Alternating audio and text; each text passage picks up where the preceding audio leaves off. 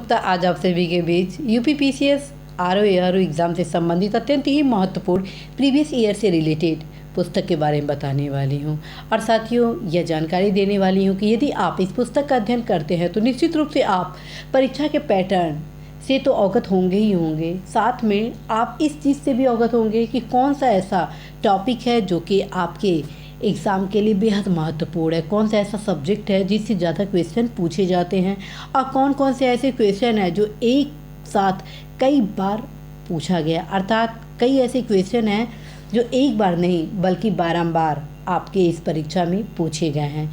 इस दृष्टिगत साथियों, प्रीवियस ईयर के क्वेश्चन आप सभी के परीक्षा के लिए बेहद उपयोगी है। तो साथियों, आप सभी प्रीवियस ईयर के क्वेश्चन सॉल्व करने के लिए अवश्य ही घटना चक्र के पूर्वावलोकन का अध्ययन करेंगे। घटना चक्र का जो पूर्वावलोकन है वो 8 सीरीज में निर्गत किया जाता है, जिसमें आप देख रहे हैं सामान्य विज्ञान, दूसरा राज्य आधारित प्रश्न, अर्थात इसमें आप उत्तर प्रदेश से संबंधित सारे प्रश्नों को पाएंगे जो कि यूपीपीसीएस आरओआर एग्ज़ाम में पूछे गए हैं। दूसरा आप यहाँ देख रहे हैं समसामयिक घटनाक्रम। यहाँ पर मेरे द्वारा समसामयिक घटनाक्रम के बारे में क्यों बोला जा रहा है कि आप प्रीवियस ईयर से संबंधित क्वेश्चन का अध्ययन करें, उसका कारण है साथियों, जब आप करंट अफेयर से संबंधित क्वेश्चन का अध्ययन करेंगे तो आप इस बात से अवगत हो सकते हैं कि क्वेश्चन किस प्रकार से करंट अफेयर से संबंधित पूछे जा रहे हैं, क्योंकि लगातार पैटर्न चेंज हो रहा है और इस बदलते बदलाव में, बदलते दौर में, बदलते प्रतिस्पर्धा में आपकी पैनी दृष्टि ही आपको सफलता प्रदान करती है। तो साथियों, आप सभी अवश्य एक बार घटना चक्र के समसामयिक बिंदुओं से संबंधित प्रीवियस ईयर के क्वेश्चन को भी देखेंगे ताकि आप अवगत हो सके पुरस्कार से संबंधित कहाँ कहाँ से किस प्रकार के क्वेश्चन बनते हैं, जो नियुक्ति से संबंधित क्वेश्चन है वो किस प्रकार के बनते हैं, राष्ट्रीय अंतर्राष्ट्रीय आर्थिक विज्ञान प्रौद्योगिकी राज्य आधारित किस प्रकार के क्वेश्चन आपकी इस परीक्षा में बनते हैं। तो साथियों, एक बार अवश्य ही समसामयिक घटनाक्रम पूर्वावलोकन का भी आप अध्ययन करेंगे। इसी प्रकार से साथियों, पर्यावरण परिस्थिति का ये जो सीरीज़ है वो अल्टीमेट है, क्योंकि इस सब्जेक्ट से जो क्वेश्चन पूछे जाते हैं लगभग 50% क्वेश्चन आप ये मान के चलिए प्रत्यक्ष अप्रत्यक्ष रूप से रिपीटेड होते हैं। और जब आप इस पुस्तक का अध्ययन करते हैं तो आपके लिए क्वेश्चन सॉल्व करना बहुत ही आसान हो जाता है, क्योंकि आप अवगत हो जाते हैं कि कौन कौन सा टॉपिक इन्वायरमेंट का ऐसा है जो कि आपके एग्ज़ाम के लिए वेरी इम्पॉर्टेंट है। अब आते हैं भारतीय राज्य व्यवस्था एवं शासन। साथियों, भारतीय राज्य व्यवस्था एवं शासन की खासियत इस पूर्वावलोकन में ये है कि ये हर एक भाग को कंप्लीट किया है। जो संविधान संशोधन से संबंधित क्वेश्चन हैं वो एक जगह समायोजित किया गया है। इसी प्रकार से जो आर्टिकल से रिलेटेड हैं, एज वेल एज फ्रेंड्स, आप देखेंगे कि मूल अधिकार से संबंधित जितने भी हैं, नीति निर्धारक तत्व से संबंधित जितने क्वेश्चन हैं, राष्ट्रपति, उपराष्ट्रपति, राज्यपाल, अदर जो क्वेश्चन है वो टॉपिक वाइज रूप में समायोजित किया गया है, जिससे आप इस चीज़ से अवगत हो सकते हैं कि ये टॉपिक अर्थात राज्य व्यवस्था जो लगातार महत्व प्राप्त कर रहा है, अर्थात पहली राज्य व्यवस्था से क्वेश्चन ज़्यादा नहीं पूछे जाते थे, लेकिन अब लगातार क्वेश्चन की संख्या बढ़ रही है। तो आप अवश्य ही राज्य व्यवस्था शासन के इस पूर्वावलोकन का अवश्य ही अध्ययन करेंगे। नेक्स्ट आप सभी के बीच आर्थिक सामाजिक विकास से संबंधित पूर्वावलोकन है। साथियों, आर्थिक सामाजिक विकास के पूर्वावलोकन का जब आप अध्ययन करेंगे तो आप अवगत हो जाएंगे कि किस प्रकार से करंट अफेयर्स से संबंधित अधिकांश क्वेश्चन अर्थव्यवस्था में पूछे जाते हैं, लेकिन कुछ ऐसे सैद्धांतिक क्वेश्चन हैं जिसको अभी भी महत्व दिया जा रहा है, और न सिर्फ महत्व दिया जा रहा है बल्कि उस क्वेश्चन को कई बार रिपीट भी किया गया है। और जब आप इसका अध्ययन करेंगे तो इन सभी पहलुओं से आप अवगत हो जाएंगे। अब आते हैं साथियों भूगोल।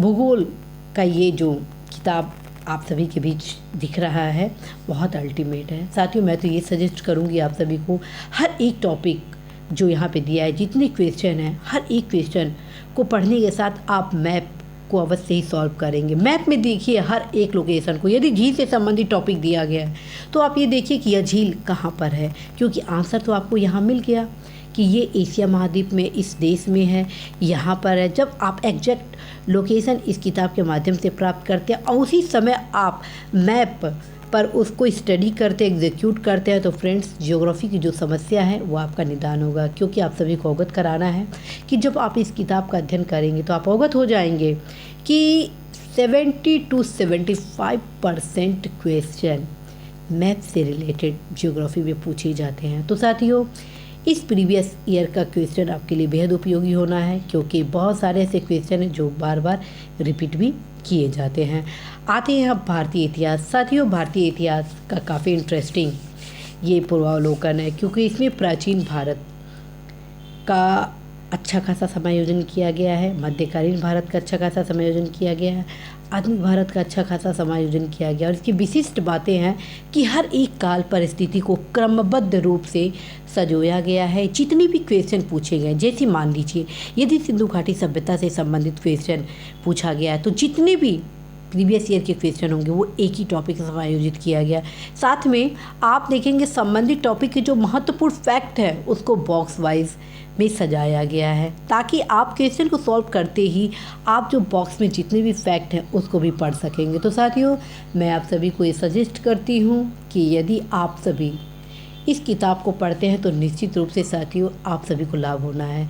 यदि प्रीवियस ईयर के क्वेश्चन को आप सॉल्व कर रहे हैं तो नो डाउट यह किताब आपके लिए बेहद उपयोगी है। अवश्य इस किताब को पढ़ें, ये किताब आप सभी के लिए बहुत ही उपयोगी साबित होने वाला है।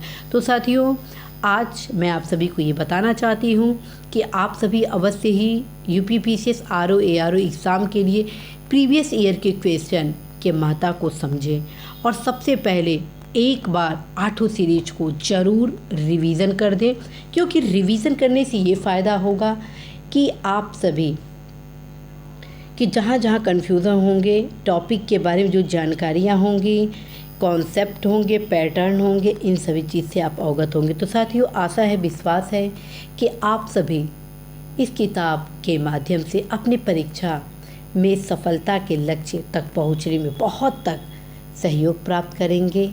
पूरा आशा है यह भी कि आप सभी कदापि निराश नहीं होंगे, और जहाँ पे भी आप सभी को कोई समस्या होती है अवश्य ही कमेंट बॉक्स में अपनी समस्याओं को लिखेंगे। साथियों, निश्चित रूप से समय अभाव के कारण मेरे द्वारा कमेंट बॉक्स में तत्काल रूप से आप सभी को आंसर नहीं दिया जाता है, लेकिन आप सभी के पूछे गए प्रश्न कमेंट को मैं अवश्य ही पढ़ती हूँ, और कमेंट के क्रम में ही ये जो तमाम क्लासेस आप देख रहे हैं आप सभी के बीच लाती हूँ। All the best.